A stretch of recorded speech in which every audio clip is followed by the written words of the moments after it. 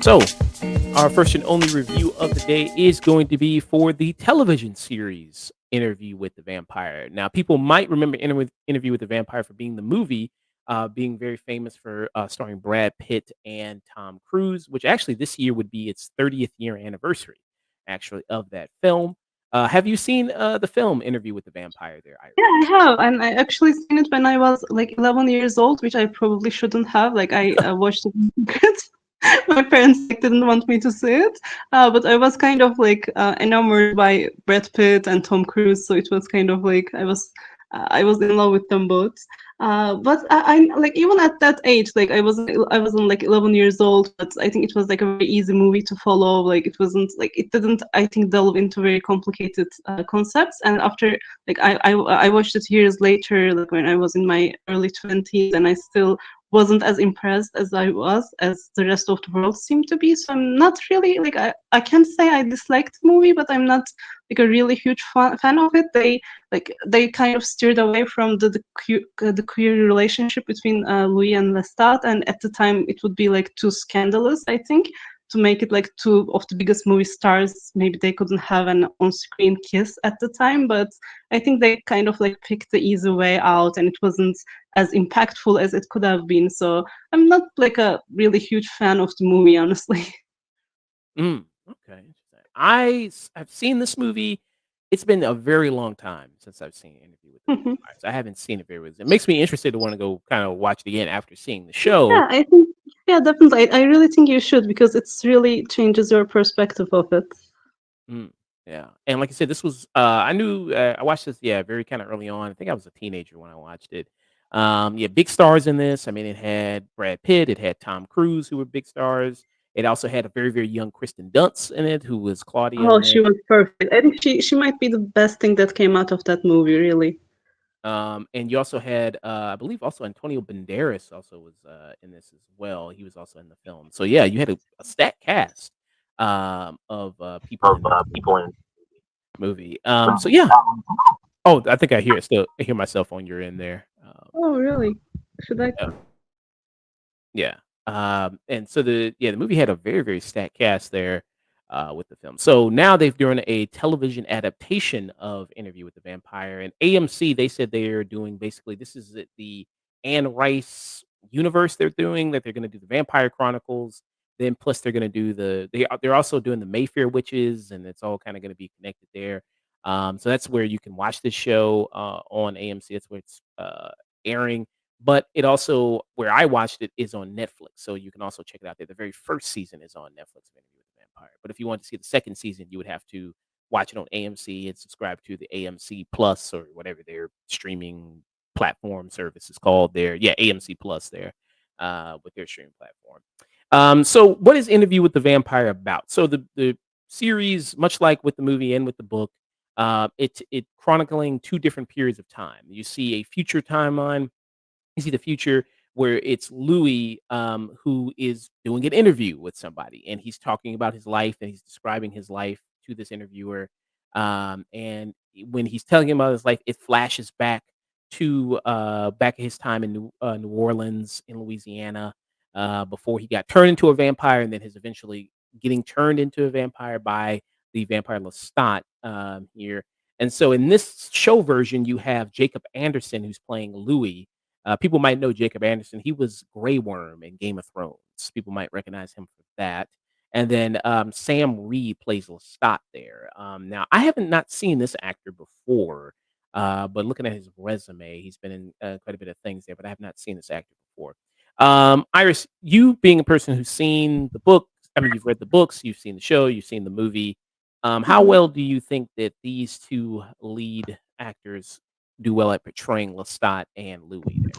Well, they're simply like spectacular, like really fantastic, especially Lestat. I think it's a very difficult role to take on because like people have certain expectations. It's such an iconic character. Like the book starts with Louis' interview, so one might think like Louis is the protagonist, like the main character, but actually Lestat has such a strong presence and to have the ability to like show all of his conflicting emotions, and like he lives his emotions in extremes, like whether it's like sadness or lust or happiness or joy, like he shows them in extreme, and to be able to do that as an actor I think is very difficult. So Sam Reed, and I also, by the way, I haven't heard of him before that show as well.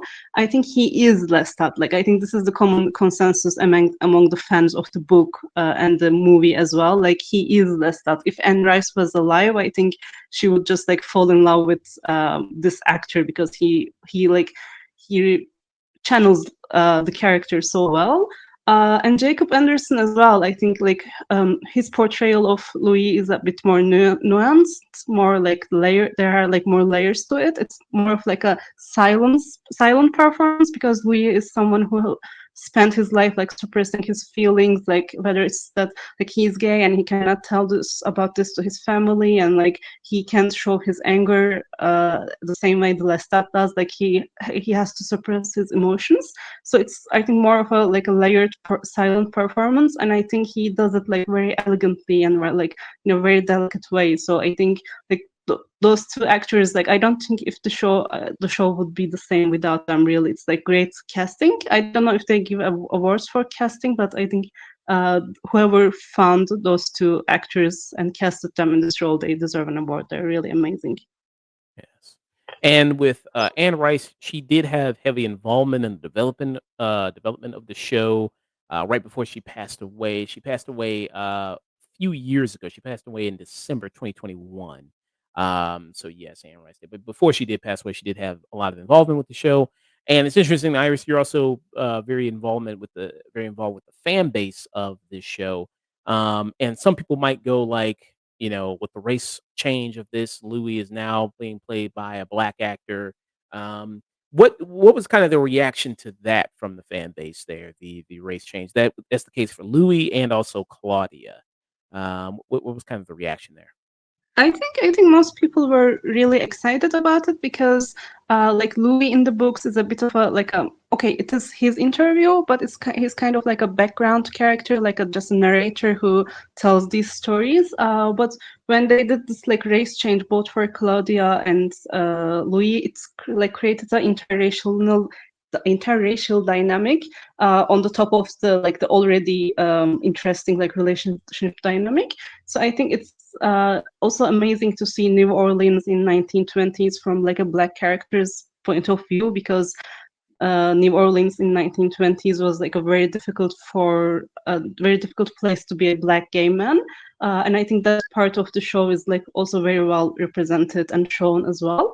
But what's interesting is also like when Lestat turns Louis into a vampire, he just assumes that like it will solve all of his problems. Like he will be strong, he will be fast, like he will be like a predator. But the funny thing is like it doesn't change anything for Louis because he still has to live in that society and he still have to like, face the everyday racism. Like people, even though he's a vampire, people still act like the same around him. So I think that's also one of the kind of like the arguments or the controversy points between Louis and Lestat. Like that's one of their major arguments that they're having. It doesn't change how society sees them, and I think the show also has like a uh, makes an effort to show how it affects Louis as well. Mm, yeah. And Claudia in this is played by Bailey Bass, who I'm looking at her resume. I did not know she was the one of the characters in Avatar. She was one of those. I did not know that. Yeah, I Yeah. was also surprised as well. Like I was so impressed with her performance that I checked her IMDb as well, and I was surprised as well. Yeah, so she plays, one of the, aliens in, the Na'vi there in Avatar, so I did not know that, okay.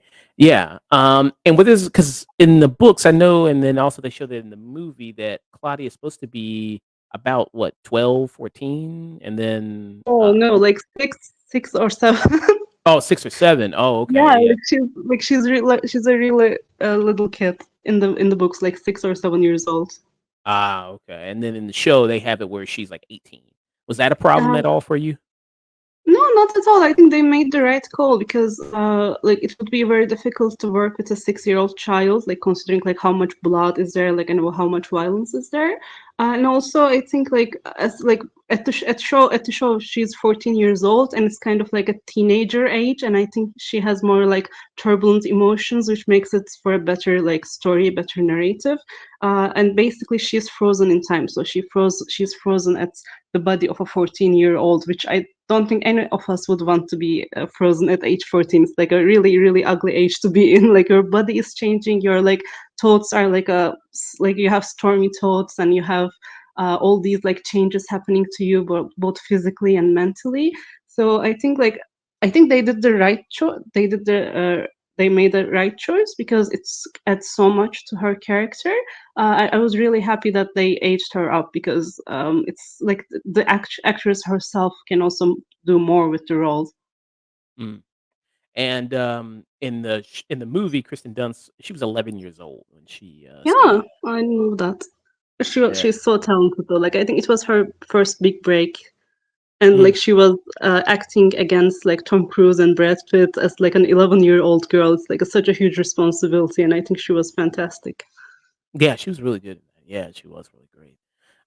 So yeah, with the show, Interview with the Vampire here, I really do like the vampirism is almost 3rd in everything else or 4th when it comes to the show as far as what makes it interesting. It's the element of the race, it's the element of, as you mentioned before, the generational trauma. It's the element of this relationship between Louis and Lestat, and Lestat, how he lures Louis into this life of being a vampire, and their dynamic throughout the show. And then when they include Claudia, that adds another kind of mix to things as well. And yeah, I mean the vampirism, them just being cool, sexy vampires is like, that's really not the most interesting thing about this show. It's the characters and how they relate to each other and the relationships throughout the that you see throughout the show here. What's kind of your perspective there? I think one of the things that they did really well, like the show has like a really strong writers' room, and I think one of the first conflicts they had to show in the show that like Louis doesn't want to kill humans, like he has this like hesitation to drink blood, and for Lestat, it's like a very central part of his identity. Like he sees himself as a predator, and when Louis refuses to drink from humans, like refuses to kill humans, Lestat kind of sees that as Louis' refusal of Lestat himself. Like he takes that very personally. So like that's kind of like a breaking point in their relationship, and they have this like big argument about it. And then when the Claudia comes in, it's kind of like a bandage for a marriage that's almost about to go down. And Claudia is actually more similar to Lestat than Lestat would like to admit. Like she also has that like predators, uh, like I don't know, like she's more okay with killing and drinking blood and everything. So I think like they show this conflict and this like the um, ethical conversations that they have between them. I think it's like a result of like some really good writing, and they ask some really good questions about what does it mean to be a vampire, what does it mean to be a monster, and how can you like do that and have like a healthy happy relationship or like a healthy happy family. In the fandom, like they have this photos of like three of them set together, like they're all like in blood and drinking. Like can they be like a functional family and still like go around and killing people and stuff? So I think this is also one of the themes that they really tackle beautifully, and it's I don't know, like one of the main conflicts in the show as well. And I think it's what makes it interesting because you're basically watching like really complicated, really dark characters trying to be happy together, trying to build some sort of very like dysfunctional family. And I think like when people talk about love, they talk about love as this like healthy thing between two normal people, but you know, like monsters fall in love too, like dysfunctional toxic people fall in love too. And I think it adds a very interesting layer, and it opens like lots of interesting conversations. Yeah. And that's a perfect, analogy you gave there of like, it's like a Band-Aid, what people do when they have children in a marriage there. and they try to have a child to kind of fix it. It's like, well, we'll put all of our love into maybe the child there, and maybe that will repair things. And then during the course, you see throughout when he's telling this story, it takes course over the decades they're doing this, because I think initially it starts out in 1910, and then it kind of, yeah, it goes throughout these decades there while they're living there. And you also see that, kind of with the show, it kind of going back and forth. Like, it's able to tell really this story really well because sometimes with these streaming services, it seems like the new model is just to do 8 episodes now, or they'll do maybe 6 or 5 or something like this. Now this has I hate 7 that so much. Oh, we say? I hate that so much. Like it used to be like 15 at least or 20, and now it's like 6 episodes every 3 years. I hate that. Yeah. So it kind of gets reduced, yeah, with streaming services now, but and usually I kind of don't like it because it rushes to a finale when you have such little episodes and everything has to get thrown in place and everything like that. But this only has 7, and these are fully 1 hour plus episodes with this. Uh, it's able to really tell the story, and the pacing of it is really strong. I was interested to see what was going to happen the next episode. I don't feel like the finale here in season 1 was rushed at all, or they had to rush to the finale to hurry up and cobble everything together to make it work. I think they perfectly laid out everything with it. And then with the show, compared to the movie, and what a show sometimes is able to do better than maybe a movie in some cases is that it's able to really flesh out a lot more things, expand the relationships a lot more. And then I think it does that here, you know what I mean, as opposed to what happened in the movie because yeah, with the show, you're able to really expand more in the dynamic between Louis and Lestat. And I read the book Interview. I've only read the first book, Interview with the Vampire. Read it a long time ago, like about as long as I watched the movie. And then they said the show, so it expands on those queer elements that maybe were in the book, and it fully makes them into a relationship. So in the book, is it still kind of very coy as to whether or not Lestat or Louis are in a relationship, or is it like they are in a very full fledged relationship there? In the book, like at the time Anne Rice wrote it, I think she wasn't able to like very clearly say that it was romantic, so it was at the first like a bit implied. But their relationship was also like not very like it wasn't rushed in the book as well. Like it kind of built up, like they meet and like fall in love, and like Louis turns into a vampire. It's like all very like it's descript like it's very descriptive, and like and Rice certainly takes her time like uh telling about their emotions and like how they feel about each other, etc. But it wasn't as explicit as it is in the show. It's I think it's closer to the movie in that sense. Like you cannot kind of understand that it's implied that they're in a romantic relationship, but it wasn't like very as obvious as it is in the show. Mm, okay, interesting. Um, yeah, and when you really, when Louis talking about his relationship with Lestat, it feels like somewhat of a battered spouse. You know what I mean? I mean, he's talking to this that clip where he's, talking to the interviewer, and the interviewer here, very, journeyman actor Eric Bogusain, there, very journeyman actor, character actor, been in tons of stuff before. This is the actor right here, and he's talking about the time that Lestat and him had a big argument, and then it led into a fight. And then, of course, this is a vampire fight here, so they're knocking each other against walls and they're destroying furniture here. They're doing all this stuff, very supernatural things. And Lestat, I mean, he's so much stronger than Louis because he's so much older, and that's typically in vampire lore. Usually, the older a vampire is, the more stronger and powerful the vampire is. And yeah, I mean, Lestat just almost kills Louis in a sense there. I mean, he completely just destroys him there, drops him. He flies up in the sky and just drops him there. Um, and of course, the interview he's trying to talk to him about it is like, that's horrible. But he's like, well, is anybody the sum of their worst moments? Um, so he's still trying to, kind of that love there that he has for him, and then how Lestat, even after that, tries, works his way back into Louis and Claudia's life after that incident. There, what's kind of your opinion on that? Oh, I was shocked when I watched that episode because in the books it doesn't happen, and I'm not sure if I'm allowed to give like book spoilers, but in the book, like Armand actually does that to Lestat. Like Armand shows Lestat out of a tower and breaks every bone in Lestat's body. That's like happens in the books, and I was like, I didn't really like that how they changed it for the TV show because it was such a brutal scene that made like they changed the entire essence of the character of Lestat.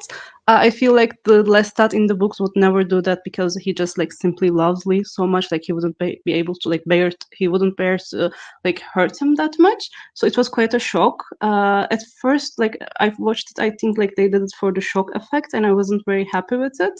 And the second time I watched it, like during my rewatch, I was still wasn't happy about it, but I kind of understand that like why they did it because I think it's like even though physically Louis is fine, it was like still like part of him died that day. I think it was like something they needed to happen so that like the next stage of their relationship, like the turbulent nature of their relationship, can be more like obvious to the like the watchers of the show. I guess.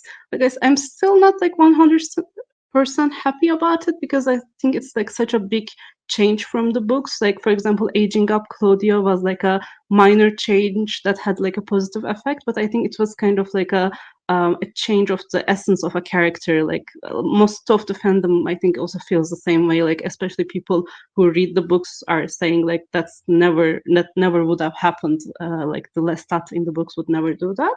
But like from a narration standpoint of view, or like to have the shock effect on the viewer, I kind of understand that, but I'm still not very happy about it. Okay. So is Lestat typically portrayed as somebody who's just emotionally and verbally abusive and not physically abusive? Yeah, in the book it's kind of like that. He has like I don't know, he gets angry very easily and he is impulsive as well. That's also underlined as well. But he's also like very insanely in love with Louis. And in the books you see like the soft side of him more. Like in the TV show it's more like you see their arguments and you see their like fighting, but in the book you also get to see their like these softer moments between them as well. And there's like not an instance in the books that like he's physically violent, like more maybe like emotionally abusive or like more controlling maybe, but nothing physical at all. So I don't know, like it was like when I was watching it, it was like quite a shock to me. Like I never saw that coming. I thought like when sometimes in TV shows they do something shocking and it's like, oh, it's a dream, or like, oh, it was like a hallucination or whatever. Like part of me was like when is he going to wake up? It's a dream, right? And then it wasn't a dream, and I was really annoyed by that. And then I think the 3rd season I read, it's planned that it's gonna be based on the book The Vampire Lestat. It's gonna be the 3rd True. season, the plan for that. And then do you know if so is this show planning to do all of the books there in her Vampire Chronicles, or is it, gonna I stop at a certain point and then they're gonna do yeah, another I series about think another set of books? yeah. Like I think that's the plan because from what I heard, like AMC really invested a lot of money and resources into it. Like like you said, they bought the copyrights for the entire like Anne Rice universe. So I think they're just going to go through the books one by one. But like I said, like I don't know if it's like the fifth book or the sixth book, but at some point it goes crazy. Like Lestat meets Jesus and goes to Atlantis and meets aliens, and it's like really like I don't know, it's like too insane for my taste. I'm sure there are like fans of those books as well, but it just goes a bit like off the rails. So I don't know if they will be able to do that as well, or like it will be very difficult to adapt. I think. So I'm not sure how far they will go, but I think they will at least like right now planning to go as far as Queen of the Damned. That's the third book, I think. Yeah. So I think probably at least like 2 or 3 more seasons if if they can keep get the funding from the channel. I think they're planning for like 3 more seasons, I think. Yeah. So, yeah, you're right. Yeah, The Queen of the Dam is the 3rd book in it, and The Vampire Lestat is the 2nd book. Mm. So yeah. So I don't know if they yeah, I'm gonna go all the way there. So does Lestat turn Jesus out? Do they start a gay relationship or something like that? Is that what Like happens? I haven't read that book, but from what I like saw on the online, he kind of like drinks his blood and then like likes him, I guess, like not in a way that attracted to him, but like likes him, I think, and then drinks his blood, and then it makes him stronger and something like that. Like I very vaguely remember, but even talking about to you right now, it feels like a fever dream. Like it's, I was like, what were you thinking, Anurize? Like why? Yeah. Yeah. So yeah, I wonder if yeah, if they will get kind of crazy with that. I know AMC was really big for a moment like 2010s because they had a lot of hit shows that everybody wanted to see. Yeah, They had Madman is one of my favorite shows. yeah, Mad Men was huge. They had Breaking Yeah. Bad, Walking Dead when it was very early on before they started doing like 50 spinoffs of Walking Dead. Like that one first They that are hit. really milking that. They're really milking milking that. Yeah, which I think that show Walking Dead, I think it's still going on, isn't it? I think it is. Yeah, it has like you said, like 3 or 4 spin-offs. I think one in New York, one in Paris, one like teenager Walking Dead. Like they're teenagers fighting zombies. It's like crazy. Yeah, so they yeah, and they also had Better Call Saul. When Better Call Saul ended, that people felt like that was the end of the era of, like, the classic AMC that people really loved and all those shows kinda there. They had those hits. And, yeah, people kinda, I guess, drifted away from the channel for a minute there after that. But I mean, hey, if they keep doing the spinoffs of Walking, I think those are still pretty popular. So I guess people are still watching that, I guess Yeah, there. yeah, I think so. Because I mean, there will always be three certainties in life: taxes, death, and people will always love zombies. So zombies will True, always be. that's true. Uh, That's and true. same thing. Like Oh, go ahead. yeah, yeah, that genre it never dies down. Like it will never die down. Yeah, and that could be also said about vampires as well. People really love vampires. There's always vampire media and something. Um, Mm.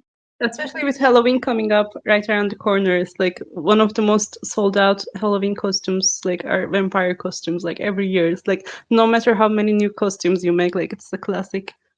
yeah, and even they reference a vampire movie in the show that is coming out. They're doing a remake of it this year. Nosferatu. They're doing a remake of it this year. It's coming out in December, I believe. They're doing Yeah, it. yeah, I'm really excited about that. It's Robert Eggers. I think I might be misremembering his name. Yep, It's Robert Eggers. Robert yeah, Eggers. yeah. Yep. It's I think it's going to be great. And so with that kind of brings me back to Interview with the Vampire. Vampire media. Also, I think that was also maybe 2010s, maybe with the Twilight stuff kind of going on.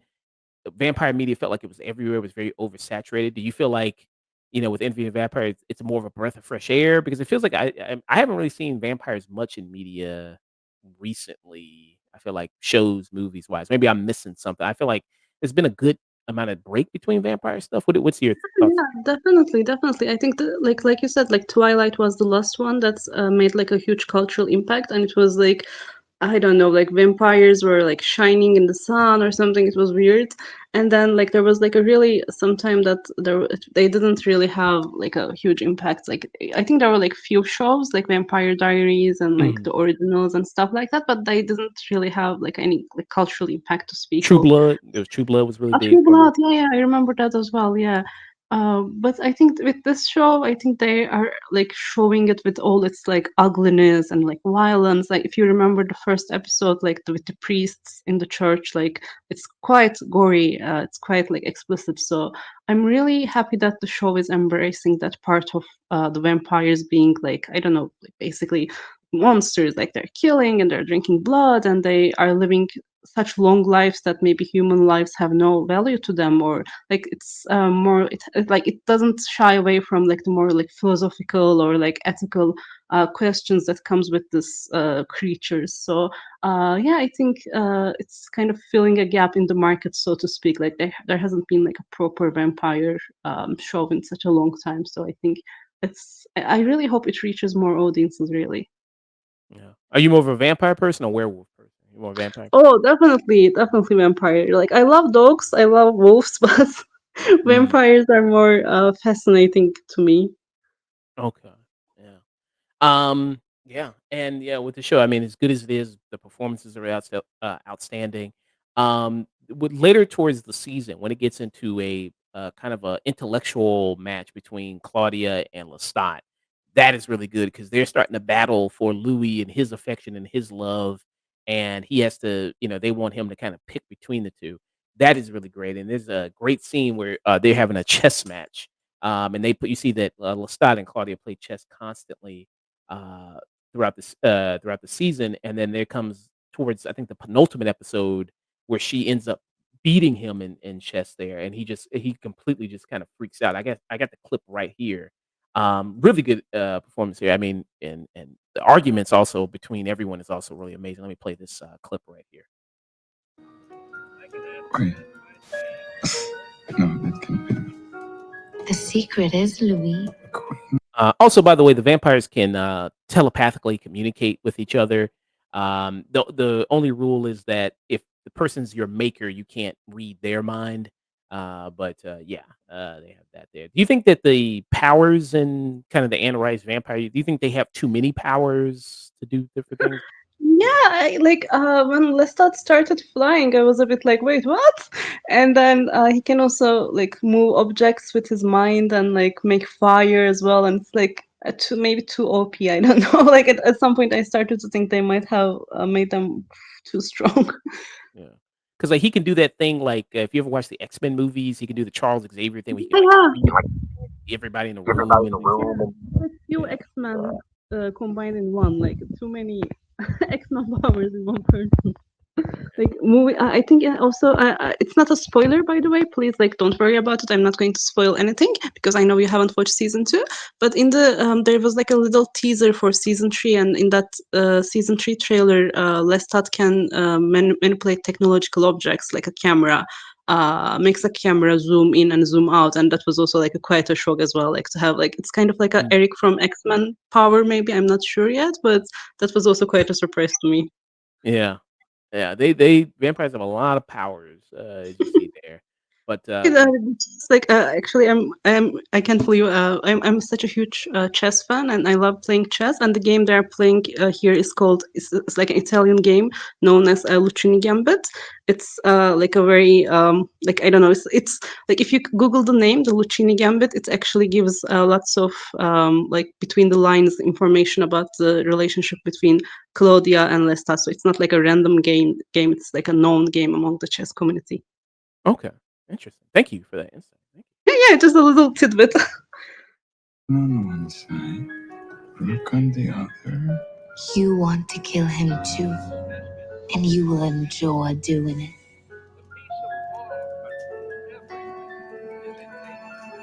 You have won. I'm tired. I finished the game. I think I'm gonna go to bed. Move your pawn, finish the game. Good night, Lestat. Good night, Louis.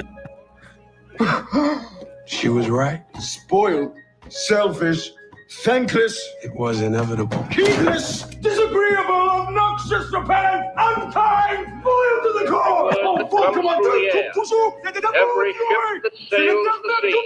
And I love when they freak out in French. Yeah, yeah. When they get angry, it's just like switch to French. But that's a really good scene there. I like that a lot. You know, because I mean, look, she's a very very brand new vampire, and she's trying to best Lestat who's been lived. I don't know how long they say he's been alive. I think a few hundred years. I think it was. Yeah, I think at the show, in season one, he's 189 years old. Okay. Yeah. Almost like 200, almost 2 centuries. Okay. Yeah. So, I mean, and yeah, you see that with that of like just the back and forth, and almost like Louis is, stuck in the middle. It's constant arguing and bickering between the three of them, and what's trying to figure out what's the best situation for them and how they're going to work together. With Claudia, do you think Claudia was also doing a little bit of manipulation with Louis as well, like with Lestat, or? Yeah, y- so in the like I don't know if we will see these same like the events from Lestat's perspective in season three, because it will be like Lestat narrating season three, so maybe we can see like his point of view as well. But in the books, there is like we can also read like Claudia's parts as well in the book, and there's a part in there that Claudia says that like she chose Louis because Louis was easier to manipulate, and she says that like if I tried this with Lestat, like if I tried to eliminate Louis, like Lestat would never go for it because I cannot manipulate him the same way that I do Louis. Like Louis is more naive and easy to control, like something like that. That's like a whole paragraph of Claudia talking about it. So I think she is, but I also don't think she's doing it out of malice. I think she's just like a teenager trying to break free, and like her body is basically frozen at that like rebellious stage, and like she sees Lestat as this like not exactly like a threat, but someone that's the kind of like a gate guardian or like a warden that's like keeping them from like discovering the world or meeting other vampires, like this controlling mother figure perhaps. So and it's actually like because Lestat turned Claudia, she's like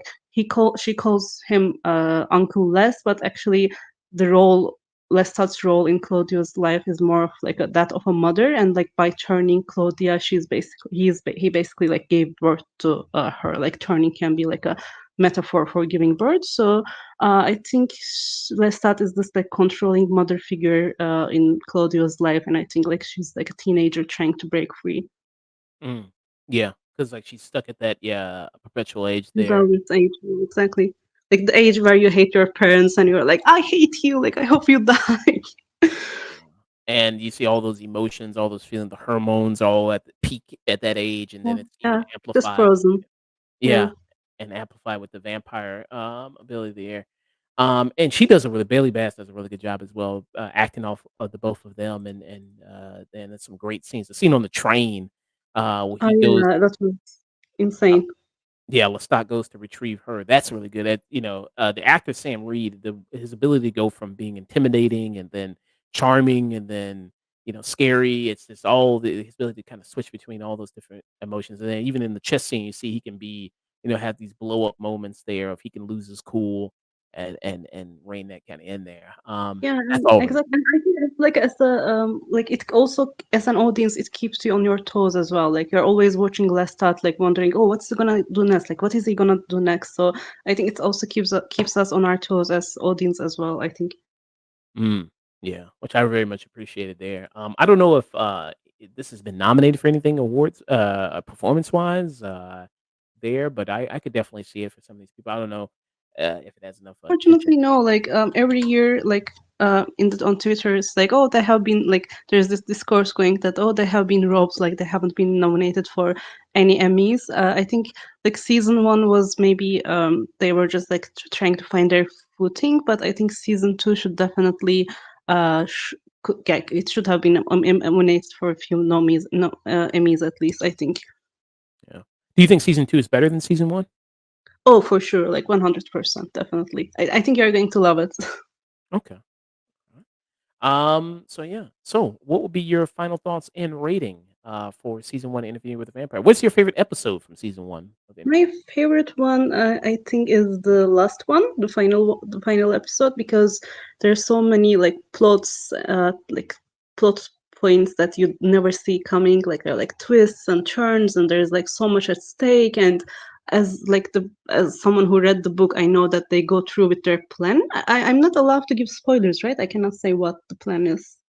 Can I say it? For for season 1, yeah, she can go. Yeah. Oh, okay. Perfect. So, okay, I was just trying to be vague as possible. So, like, there's this like tension. Like, you are wondering, like, oh, will they go with their plan to kill him? Like, part of you maybe wants Claudia and Louis to break free, but you also don't want Lestat to die. But like, he's also this complicated, controlling character. But it's like you're feeling all these emotions, and especially at the end, like Louis hugs Lestat like while the blood is like bursting through his throat, like dying, and then like Louis gives this like primal cry of like screaming like with pain. So you're also feeling for Louis as well. So it's like too many conflicting emotions, like lots of plot twists, especially with what was Antoinette? Yeah, the Antoinette coming as well, and you find out that Lestat knew about this plot to kill him all along, and then like he just went with it, and all those like revelations. I think it's a very thrilling episode. I think it's very like I don't know, like I watched it at the edge of my seat. So I think the final episode would be my favorite. And like as a final thought, I think you should like go to, like if you haven't read the books, I think you should just go to it like blindly. Like you shouldn't read any of the reviews or like comments or anything. You should just like press play and then watch the whole thing in one sitting. I think it's a quite a journey. Mhm. And so our rating scale, so the highest you can give something is this is cinema, below that is a peak, below that is a tune in, then it's a stream it. Uh, and then the very lowest you can give something is waste of fucking film. And then after that, burn it. Then after that is either a skip it or tune out. So what would you give on our rating scale? What would you give Interview with the Vampire? What was the highest one? This is cinema. Oh, okay, not that much. The other one? The one below that is peak. Yeah, that one. Yeah, that one for sure. But Okay. I should tell you, like, there are certain episodes in season 2 that I would like, not the entire season 2, but certain episodes in season 2 that I would give this a cinema rating. But season 1 is the peak one, I think. The peak rating. Okay. Yes, I think I would also give Interview with the Vampire, the first season, a peak as well. I think the way it kind of engages, it like really engages the viewer there. I was on the edge of my seat. I was waiting for the next episode to see what's going to happen. The evolution of the relationship between Louis and Lestat is very interesting to see how kind of, how things kind of turn bad for them. And then also the addition of Claudia and how that adds a new dynamic to things. And, how you're much very taken in by these actors, by Sam Reed as Lestat, and you think he's going to be a better person, you think he's going to maybe change, and then he doesn't. So, like I said, he's able to flip between those emotions very well. Jacob Anderson, I saw him on Game of Thrones. That's kind of my only exposure to the actor. I'm good. He's getting some other stuff. He had a very limited role in Game of Thrones because that show had like 80 gazillion people on that show. Um, but here, he's able to also really flex his stuff and show he's also a very phenomenal actor, and he's really good in this. I like what he does and like his journey there as Louis, and can't wait to see more of him in season 2. Claudia Bailey Bass, she's also a show stealer. There, I can't wait to see more of what she does in her career and her future. Where she kind of comes in and kind of play off the two of them, and then how she, like I said, creates this new dynamic between the two, and being this child in this relationship here, in this marriage, and kind of being brought in, and like I said, she's very rebellious kind of nature, and how she kind of resents Lestat there in a way, and resents Louis there even to a degree. Oh yeah, go ahead. Because I think it's also like one of the most difficult things for her as an actress to do. Like she has to play she has to pretend to be someone who is actually 40 years old, because by the time the season 1 wraps up, she's actually like has been alive for 40 years, but she still has to play as someone who is stuck in a 14-year-old body. Like, so she has to play a 45-year-old woman stuck in 14-year-old body, and I think it just goes to show how talented she is. yeah, yeah, she's really good. Yeah, I like her. Yeah, quite a bit there. So yeah, I enjoy watching that. I get what people have talked about this show so much. I'll definitely when season 2 maybe comes on Netflix, I'll definitely be checking it out. By then, I don't know when season 3 is supposed to come out. I think that's supposed to maybe 2026. Maybe. Do you have any idea when Well, season 3? yeah, they I checked their website and they're going to start shooting in November. So I think 2025 fall, I think, or early 2026, but possibly like if they start shooting this November, we can watch it in a year, I think maybe like next November or next December. Okay. Well, when that happens, probably season 2 will be dropped on Netflix by then, and I would love to have you back again to discuss I would, season I would, 2. I would love that as well. Yeah. So 2 peaks for Interview with the Vampire. People can watch it on AMC Plus or on Netflix the first season. Yeah. Thank you so much.